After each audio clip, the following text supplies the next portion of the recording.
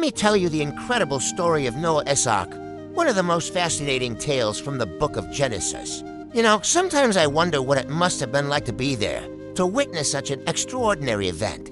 Picture this: the world had become a pretty dark place, people had turned away from God, and wickedness was everywhere. But there was one man, Noah, who stood out from the crowd. He wasn't perfect, but he walked with God and tried to live a righteous life. One day, God came to Noah with what must have seemed like an absolutely crazy request. "Build an ark," he said. Not just any boat, mind you, but a massive vessel, about 450 feet long, 75 feet wide, and 45 feet high. Imagine trying to explain that to your neighbors. Well, you know, just building a giant boat in the middle of dry land. The really interesting part, Noah had to build this enormous ship with ancient tools and methods. We're talking years of hard work, dedication, and probably quite a few splinters. And all while people around him probably thought he'd lost his mind. Then came the really wild part, gathering the animals. The biter they came, every species you can imagine. Can you picture what that must have been like? Elephants trudging up the gangplank next to tiny mice.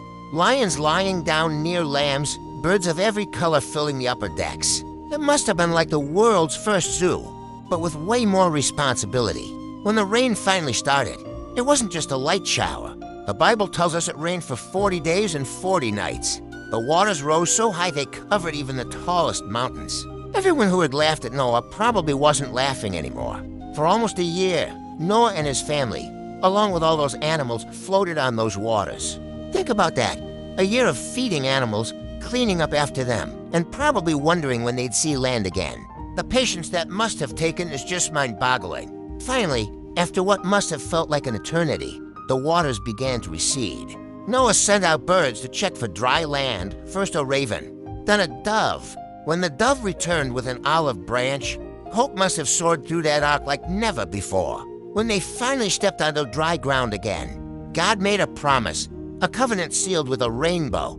He would never again flood the entire earth. Every time we see a rainbow today, it's a reminder of that promise, that incredible story, and the faith of one man who was willing to build a boat when everyone else thought he was crazy. You know what I love most about this story? It's not just about surviving a flood. It's about trust, faith, and the courage to stand alone when necessary. Sometimes the craziest sounding plans are exactly what we need to trust in.